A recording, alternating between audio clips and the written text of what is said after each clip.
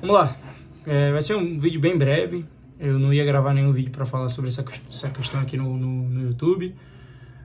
Escrevi um texto na página e eu achava que era o suficiente, mas eu resolvi falar um pouco aqui no canal também.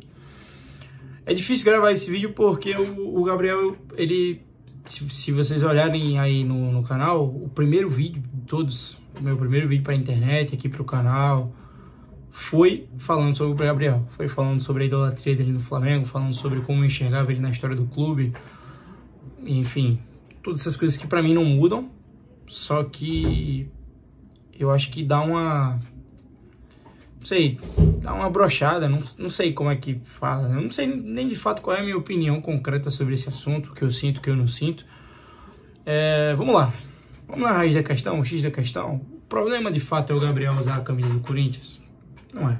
A gente sabe que o problema não é esse. Qual é o problema então, se o problema não é ele utilizar a camisa do Corinthians? O problema é o contexto da situação, o contexto no qual a situação está encaixada.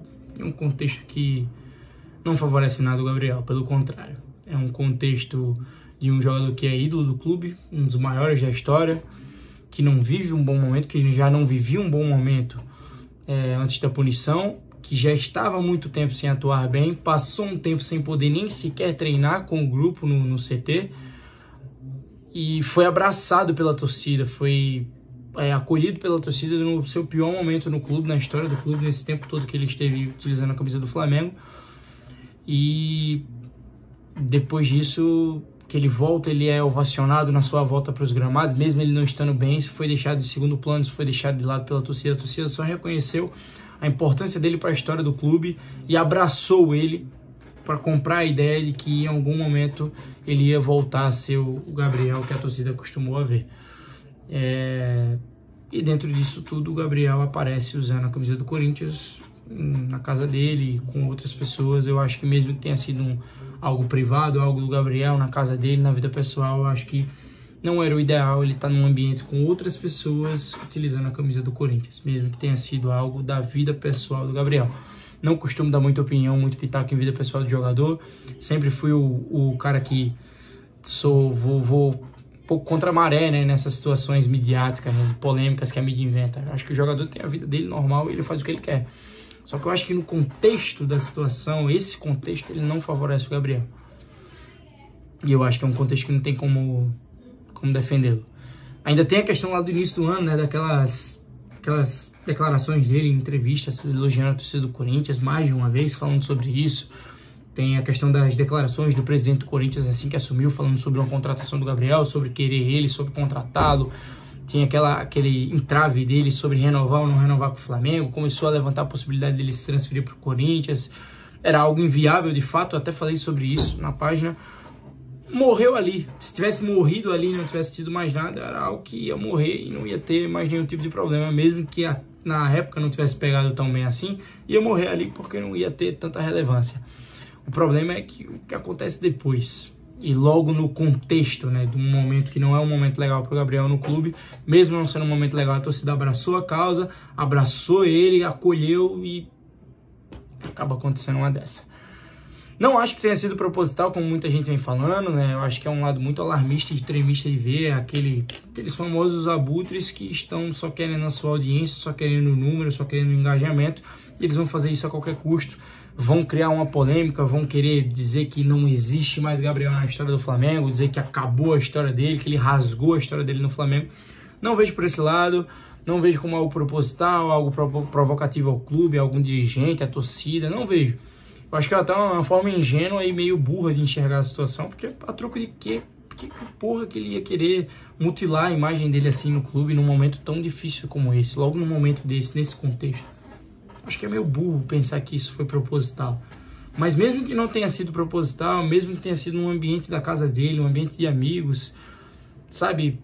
Não era o momento. Eu acho que não tem como defendê-lo. Não tô falando de qualquer um, tô falando sobre o cara que me deu a chance de viver o dia mais feliz da minha vida, de viver a melhor sensação da minha vida, que foi no dia 23 de novembro de 2019, de comemorar o gol que eu mais comemorei na minha vida, de sentir algo que eu nunca senti antes, se tornar, para mim, a minha maior referência no meu clube do coração, eu tendo visto, não vi o Zico, mas sim, atrás do Zico, pra mim, só Gabriel. Pô, tem esse quadro aqui, tem um quadro ali em cima, tem um copo com a cara dele, tem um camiseta, assim, é um cara que chegou no nível de idolatria pra mim, que é a maior referência que eu já vi usando a camisa do meu clube do coração, que é o Flamengo. É difícil, eu acho que nada apaga a história dele, porém, eu acho que não tem clima, né? Acho que a palmolência do Flamengo também de levar, de conduzir a situação é foda, né? Porque é meio que pô, joguei pra torcida, pô, tô mostrando aqui só pra mostrar que eu fiz alguma coisa, pra mostrar que tem um comando aqui. Comando porra nenhuma, né? Ou toma tudo de um lado ou toma tudo do outro, ou encerra essa porra, ou então resolve de maneira interna pra também não ficar dando muito alarde e alimentando um burburinho. E foi exatamente isso que o Flamengo fez. Alimentou o burburinho e jogou pra torcida. Tá aí, ó. Vocês não queriam que eu tomasse alguma coisa? Tomei. A palmolência assim, não ajuda em nada, né? Não que o Flamengo seja o culpado de alguma coisa. Mas enfim, o contexto não favorece, não tem como defender. É foda. Eu acho que o jogador faz o que quer da vida pessoal dele, mas o contexto é o que dita o rumo que as coisas vão tomar e a proporção que as coisas vão acabar gerando. E esse contexto é um contexto que não tem como olhar para um outro lado. É isso, ciclos se encerram, poderia ser de outra maneira, eu acho que não tem clima. Mais uma vez, reiterando, nada paga o que ele fez pelo Flamengo, porém, poderia ter sido de outra forma, poderia ter sido de outra maneira.